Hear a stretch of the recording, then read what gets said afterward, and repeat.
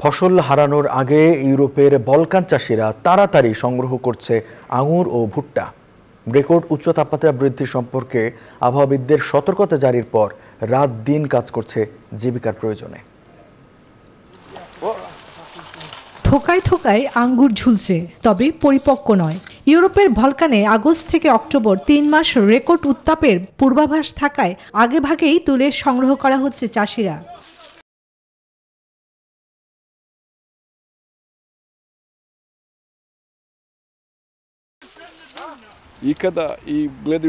নির্ধারিত সময়ের 1 মাস আগে ভুট্টা কাটা শুরু করতে হয়েছে। এই পরিস্থিতিকে সর্বোত্তমভাবে বিপর্যয়কর হিসেবে বর্ণনা করা যেতে পারে। 6 জুন থেকে 20 লিটার বৃষ্টি হয়েছিল, এরপর আর হয়নি। তাপমাত্রা বেড়েছে প্রায় 40 ডিগ্রি সেলসিয়াস। একইভাবে ভুট্টার ফলন ধ্বংস হওয়া থেকে রক্ষায় কেটে নেওয়া হচ্ছে। ভুট্টা থেকে রুটি তৈরি করে যাদের জীবন চলে তারা রয়েছেন বিপাকে। এই পরিস্থিতিকে বিপর্যয়কর বলছেন ভুট্টা চাষিরা।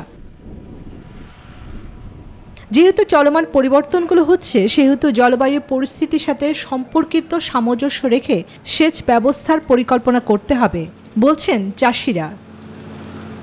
চন্দ্রানী চন্দ্রা, নিউজ 24।